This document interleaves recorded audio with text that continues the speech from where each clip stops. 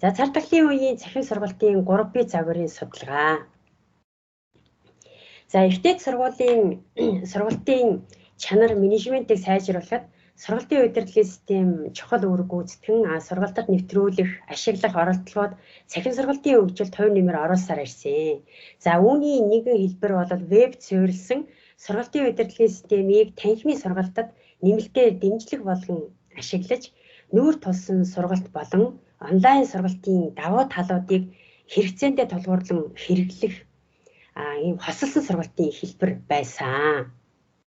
За дэлхийд даяар цар тахлын үед тархсан энэ цар тахлын үед бол Монгол Улсын их сургуулийн сургалтын үйл ажиллагааны зохицуулалт хийсний дагуу 2020-21 оны хичээлийн жилийн намрын улиралд сургалтын хэлбэр болоод дараах байдалтай болоод үргэлжилсэнийг бол энэ үсрэг дээр харуулж байна. За үүнд бол юу байсан гэхээр 9 сарын 1-ээс 9 сарын 21 буюу эхний 3-7 хоногт бол сургалт болоод онлайн хэлбэрээр явагдсан.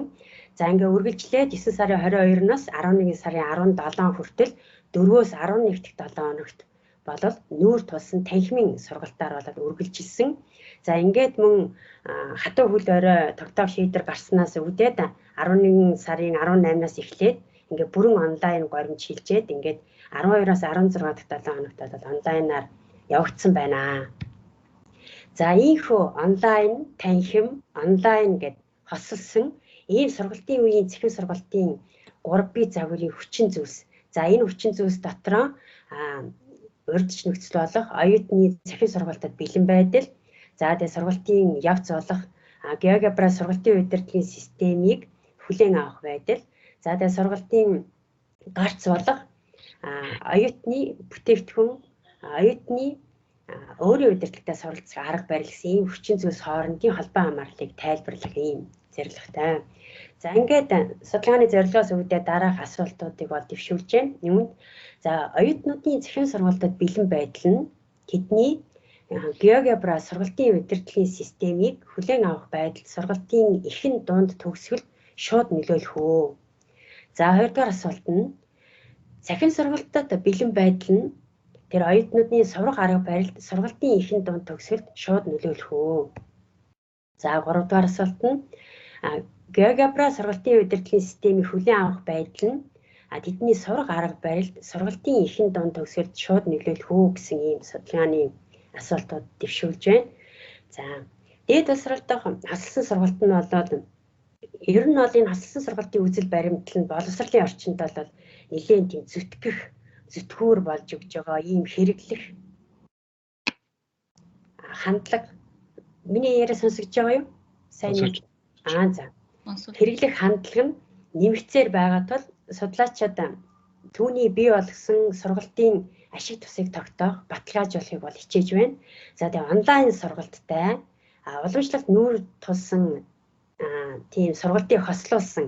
За энийг эсвэл холих гэж хэлээд байгаа. Тийм ээ, ийм практикийн талаар дурдсан хосолсон сургалтад төвлөрсөн тийм хосолсон сургалтын түүх болон төлөв байдлын тайланг болоод энэ хосолсон сургалтын тодорхойлолт, сургууль хүмүүжүүлэх ашиг тус судалгаа шинжилгээний ажилд гарч буй дутагдaltaй талуудын талаарх маргааныг нэрийчлэн судалсан ийм судалгааг бол энэ Science нарын судлаачид бол 15 онд бол нэлээд өргөн хүрээтэй ийм мета анализ бол хийсэн байдаг.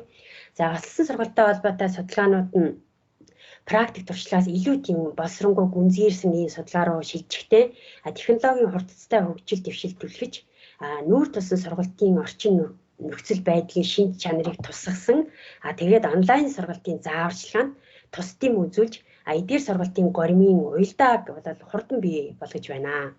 За тэгээд веб 2 технологи хэрэгслэн нийгмийн програм хангамжийн технологи, за нийгмийн харилцааг бий болгохын зэрэгцээ мэдлэг хуваалцах, задлах, зохион байгуулах зэрэг хоёр талын харилцааг идэвхжүүлэх гэдэг энэ судлаачдын судалгааны чиглэлүүд бол байна.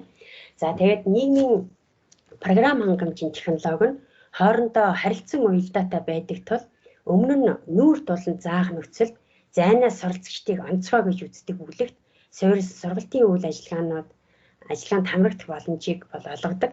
Жишээлбэл оюутнууд видео уулзалт, синхрон чат эсвэл виртуал танхимаар дамжуулан бие биетэйгээ байршил тогтоох шаардлагагүйгээр синхрон харилцаж чаддаг. За энэ бол 14 оны энэ судлаачийн судалгаанд дурдсан байдаг. Өөсөө за энэ байдал бол одоо ялангуяа цар тахлын үед онлайнаар шилжиж байгаа горимд болоод маш хүчтэй төрөн орж иж байгаа ийм асуудал байгаамаа. За дээд тусралдаг хослсон сургалтанд боловсролыг хүргэх, сургах, технологид итгэх итгэл нэмэгдэж байгаа нь зай гэж юу болох талаар ойлголтуудыг өөрчлөлт хүргэсэн. За оюутнууд үеийнхийнхэн эсвэл багштайгаа бодит цаг хугацаанд харилцаж цаашлаа лекцэнд оролцож болно. Иймээс зайны тухай ойлголт буурч байгаатай зэрэгцэн онлайн сургалтад найдах нь онлайн сургалт гэсэн нэр томьёог бий болгосон. За ухаалаг төхөөрөмжүүдийн хэрэглээ, интернетийн өргөн хэрэглээ, технологийн өртөг аажмаар буурах зэрэг нь бүгд 21-р зуунд сурах, заах практикийг дахин тодорхойлох чухал үүрэг гүйцэтгэсэн. За онлайн сургалтын өсөлтөөс үүдэлтэй эерэг үр дүн нь сургууль хүмүүжүүлэгчдэд эдгээр шинэ технологиг хотхонтой кампуст байрлагын заа гараг зүйг эзэмшүүлэх ийм чадвар болсон явдал юм аа. За онлайн технологи нүүр тулсан зааварчилгааны хослолыг зохиолууд дээр хослсон сургалт, холимог горим эсвэл одоо онлайн нэмэлт гэх мэтээр тайлбарсан байдаг. Тэгэхээр хослсон сургалт нь хамгийн тийм түгээмэл хэрэглэгдэх хэллэг боловч эдгээр бүх нэр томьёо онлайн технологиг нүүр тулан заахтай нэгтгэх тухайл өгүүлдэг. За тэгэхээр хослсон практик нь уламжлалт нүүр тулсан болон тархсан технологиор дамжуулсан сургалтын орчнууд хоорондын тасралтгүй уялдаа холбоогоо илэрхийлдэг. За хослсон сургалтын талаарх үзэл баримтал, хандлага, туршлага нь тасралтгүй өөрчлөгдсөөр ирсэн ба үүнийг бүрэн нүүр тулсан сургалтаас бүрэн онлайн сургалтын хооронд уялдаа холбоо өөрчлөлтөөр тайлбарлаж болох юм аа. За иймээс хослсон сургалтыг одоо янз бүрээр тодорхойлдог л доо. Одоо жишээлбэл 30-аас 79% агуулга нь онлайн хэлбэрээр өргөгддөг бол үүнийг онлайн сургалт гэдэг. Гэхмэчлэн хослсон сургалтын бол янз бүрийн тодорхойлолтууд бол байдаг. За яг одоо манай тохиолдолд өмнө нь одоо жишээлбэл танхимын сургалт дээр нэмээд нэмэлт дэмжлэг хэрэгсэл болгон сургалтын удирдлагын системийг ашигласан онлайн хослсон хэлбэр явагдсан бол одоо цахим цар талын үед ийм онлайн сургалтад шилжсэнтэй холбоотой онлайн тэгээд танхим тэгээд онлайн гэсэн ийм цаг хугацааны хувьд өөр ийм хослсон хэлбэр бол үүсч гарч ирээд байгаа. За BICS-ийн сургалтын систем ч гэсэн загвар болох энэ 3P загвар гэдэг энэ загвар дээр тулгуурласан цахим сургалтын 3P гэдэг загварыг болоод за миний бие болоод энэ 2020 онд болоод докторийн диссертацийн судалгааны ажлаар болоод энэхүү загварыг болоод санал болгож болоод хамгаалсан байж байгаа. За энэхүү загвар нь ямар загвар байдаг вэ гэхээр урьдчилан нөхцөл дотроо энэ оюутнуудын цахим сургалтад бэлэн байдал гэдгийг ийм дараахан 6 хувьсагчдаар 5 хувьсагчдаар бол авч үзсэн байна. Технологийн боломж хүртээнч мэдээлэл харилцааны технологийн ур чадвар, цахим сургалтад хандах хандлага, за тэгээ өөрийн үр дүнтэй байдал хэрэгцээ гэсэн ийм хувьсагчдаар бол авч үзсэн. За үйл явцад бол сургалт удирдлагын системийг хүлээн авах байдал. За үүн дотор бол ашигтай байдал, тэрхүү сургалт удирдлагын системийг хэрэглэхэд хялбар байгаа хэлбэр байдал, системийг цаашид хэрэглэх бодол, тэгээ субъектив норм, агуулгын чанар, бодит хэрэглээ гэсэн ийм хувьсагчдыг бол авч үзэж байгаа. За бүтээгдэхүүн буюу гарц хэсгээр бол сурах арга барил. За сурах арга барил дотроо бол мэдээллийг судлан шинжлэх, шүүмжлэх сэтгэлгээгээр хандах, мэдээллийг зохион байгуулах, давтан суралцах, метакогнитив сурах арга барил гэсэн ийм хувьсагчдыг авч үзэн. За нэмээд бол математикийн амжилт байсан. Гэхдээ энэ удаагийн судалгаагаар бол энэ математикийн амжилттай хүчин зүйлийг бол авч үзээгүй байгаа. За цахим сургалтын 3P загвар гэдэг энэхүү загвараар бол тэр 19 оны танхимын сургалтанд нэмэлтээр ашиглаж байгаа. Энэ хослсон сургалтын хэлбэрээр болоод энэ цахим сургалтын 3P загвараар тайлбарлсан байдаг. За тэгэхээр дээд улсрлын болон цахим сургалтын суралцагчийн сурах арга барилын талаарх онол үзэл баримтлалыг судалж нэгтгэн дүгнсний үндсэн дээр оюутны өөрийгөө удирдан бие даан суралцахыг сургалтын удирдлагын системээр дамжуулан дэмжих тийм 3P загвар боловсруулсан одоо саяны ярьсан ийм загвар болно. За ингээд энэ нэмэлтээр ашиглаж байгаа танхим болон онлайн сургалтын хослсон хэлбэрээр болоод гарч исэн үр дүнг болоод энэ 3P загвараар тайлбарсан үр дүнгууд бол энд бол бичсэн байна. За би хугацаа нэлээд явж байгаа учраас зарим үр дүнгуудыг бол алгасаад явъя.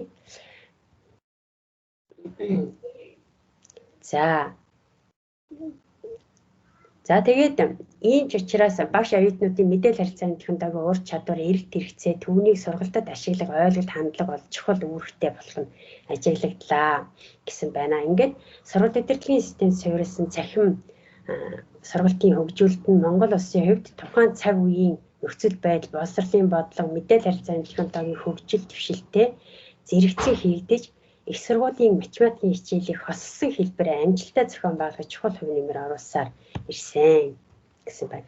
За GeoGebra сургалтын удирдлагын системийн байдал нь бол энд харагдаж байна. Хэлэлцүүлэг, даалгавар өгөх байдал, тэгээд контентуудыг байршилсан байдлыг энд ингээ харж байна. За ингээд цахим сургалтын 3B загварт орж байгаа 3 гол хүчин зүйл болох цахим сургалтад суралцагчдын бэлэн байдлыг хэмжих хэмжилтийн загварыг болоод энд бол харуулсан байна. За энэ мөн 20 оны диссертацийн сэдвээр бол энэ хэмжилтийн загварыг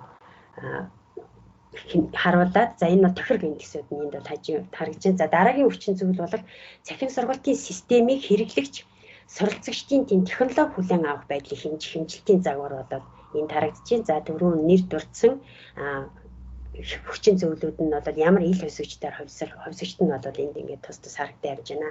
За үүний 3 дахь хүчин зөвлөл болох оюутнуудын сурах арга барилын хувьсгчийг бол хэмжих энэ хэмжилтийн загварыг бол энэ Төмбаяр судлаачийн 13 оны хэмжилтийн загварыг бол шууд авч ашигласан байгаа. За тэгээд сурах арга барилын хэмжилтээр бол голлох 3 хувьсгч орсон бол мета суралцах арга барил, тэгээд судлан шинжлэх арга барил, шүүмжлэх сэтгэлгээгээр хандлах гэсэн ийм хувьсгчаар бол тодорхойлогдсон байдаг. За судалгаагаа бол EMOS 21 програм дээр бол бүтцийн загварчлалыг бол байгуулж тийм фактор сорих шинжилгээгээр бол хийсэн байгаа. За судалгаанд оролцогчд нь ямар хүмүүс байсан бэ гэхээр Монгол Улсын их сургуулийн ерөнхий суурийн математик хичээлийг судалж байгаа. За вебд суурилсан GeoGebra сургалтын удирдлагын системийг ашигласан ийм оюутнууд тэгээд 20 оны намрын улиралд тэгээд онлайн танхимын онлайн гэсэн хослолсон сургалтанд хамрагдсан ийм оюутнууд байгаа. За ингээд сургалтын эхэнд бол 149 оюутны мэдүүлэг, сургалтын дунд үед бол 104, төгсгөл үед бол 84. За энэ 3 үеийн аль алинд нь нэгдсэн байдлаар хамрагдсан ийм 79 оюутны мэдүүлгээр болоод энэхүү босролт болоод хийж байгаа. За цаг хугацааны хувьд бол эхний асуудал судалгааг болоод 9 сарын 1-ээс 24-ний хооронд авсан байна. За энэ дараагийн дунд үеийнхийг бол 10 сарын 31-ээс 11 сарын 25. За төгсгөл үеийнхийг бол 12 сарын 23-наас 21 оны 1 сарын 7 хүртэл авсан. За энэ цаг хугацаа маань болоод нөгөө цар талын үед онлайн яваад танхимаар яваад төгсгөлд нь онлайнаар явсан энэ хугацаануудаа ерөнхийдөө бол давхцалтай маягтай ингэж харагдаж байгаа. За одоо ингээд судалгааны үр дүнгээ тайлбарлая. За 3B загварын заавж иж байгаа хүчин зөвлөл хоорондын энэ холбоо хамаарлыг тайлбарлах энэ бүтцийн загварчлалын бол тохирох индексийг хангасан байдал бол энэ зүүн гар талд бол харагдаж байна. За энэ бол сургалтын ихэнх үед байна. За дунд үед төгсгөл үед гээд ингээд бүтцийн загварчлалууд бол энд харагдаж байна. За одоо ингээд судалгааны асуулт нэгтэй холбоотой. Захин сургалтад бэлэн байдал нь тэдний GeoGebra сургалт удирдлагын системийг хүлээн авах байдалд шууд нөлөөлөх үү гэсэн энэ асуултад хариулах энэ шууд нөлөөллийн зураглал бол энд харагдаж байна. За бэлэн байдлаас GeoGebra сургалт удирдлагыг хүлээн авах байдал нь одоо ийм 0,536 гэсэн эерэг ийм ач холбогдолтой нөлөөтэй харагдаж байна. За дунд үед мөн 530 гэсэн эерэг ач холбогдолтой нөлөөтэй, төгсгөл үед бол 819 гэсэн эерэг ач холбогдолтой ийм нөлөөтэй байсан байна. За судалгааны асуулт 2-ын хувьд захин сургалтад бэлэн байдал нь оюутнуудын сурах арга барилд шууд нөлөөлөх үү гэсэн энэ судалгааны асуулт байна. За энд бол сургалтын ихэнх үед бол ач холбогдолгүй тийм гэхдээ эерэг 0.3 гэсэн ийм эерэг шууд нөлөөтэй байсан байна. За дунд үед бол сөрөг нөлөөтэй ач холбогдолгүй. Төгсгөл үед бол харин 0.64 гэсэн эерэг ач холбогдолтой ийм нөлөөтэй байсан байна. За 3 дугаар асуулт. GeoGebra сургалт удирдлагын системийг хүлээн авах байдал нь тэр оюутнуудын сурах арга барилд нөлөөлөх үү? За сургалтын эхэнд бол эерэг ач холбогдолтой нөлөө энэ коэффициент бичиг байгаа юм байна. Эндээс харна. За энэ нь бол сургалтын ихэнх үедээ бол ач холбогдолтой нөлөөтэй байсан. Дунд үедээ бол эерэг ач холбогдолтой нөлөөтэй байсан. За ингээд дүгнэлтээ хэлье. За судалгааны асуулт нэгтэй холбоотой шууд нөлөөллийг судлах статистик үр дүнгээс харвал оюутнууд цахим сургалтад хэр бэлэн байна, төдий чинээгээр тэд сургалтын удирдлагын системийг сургалтын аль ч үед илүү хүлээн авч үр дүнтэйгээр ашигладаг болох нь бол харагдлаа. Өөрөөр хэлбэл сургалтын аль ч үед оюутны техник технологийн боломж нь сайн, мэдээлэл харилцааны технологийн чадвар нь сайн, цахим сургалтад хандах хандлага нь эерэг, цахим сургалтын хэрэгцээ шаардлага ухамсарсан бол тэгээ GeoGebra сургалт удирдлагын системийг хэрэглэхэд илүү хялбар, илүү ашигтай гэж ойлгох гэж тэгээ цаашид бол энийг илүү үр ашигтай хэрэглэх зорилго төлөвлөгөөтэй болох хандлагатай байна. За судалгааны асуулт 2-ын хүрээнд за шууд нөлөөллийг судлах статистик үр дүнгээс харуул оюутнуудын цахим сургалт бэлэн байдал нь тэдний сурах арга барилд сургалтын эхэнд дунд үед ач холбогдолгүй эерэг сөрөг нөлөөтэй. Харин төгсгөлд ач холбогдолтой эерэг нөлөөтэй болох нь харагдлаа. Энэ нь сургалт онлайн болон танхимаар орсон үедээ харгалзан хамааралтай байж болох юм аа. За сүүлийн судалгааны асуулт 3 бол GeoGebra сургалт удирдлагын системийг хүлээн авах байдал нь оюутнуудын сурах арга барилд сургалтын эхэнд дунд ач холбогдолтой эерэг нөлөөлж исэн боловч харин сургалтын төгсгөл үед ач холбогдолгүй эерэг нөлөөлөл нь бол бага хэмжээтэй болох нь бол харагдлаа.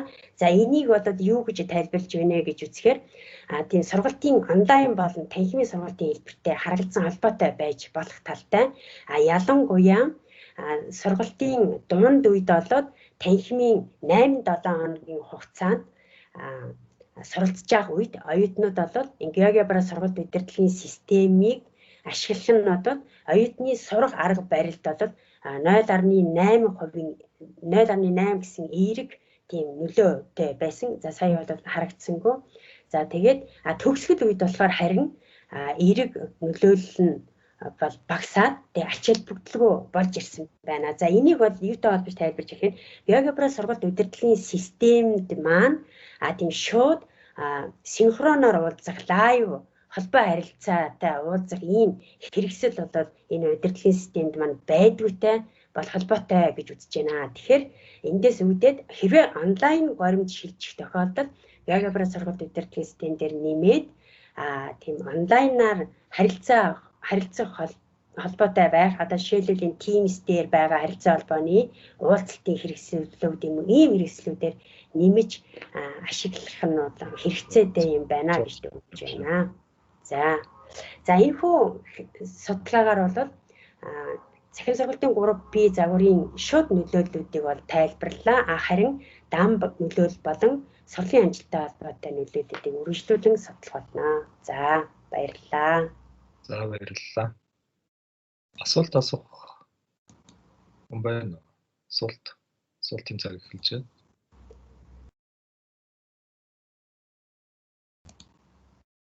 За би нэг цаг тогтоод баш 3 товчхон асуулт асууж. Дунд сургуулийн сурагчдын хувьд ийм судалгаа хийх боломж байгаа тий.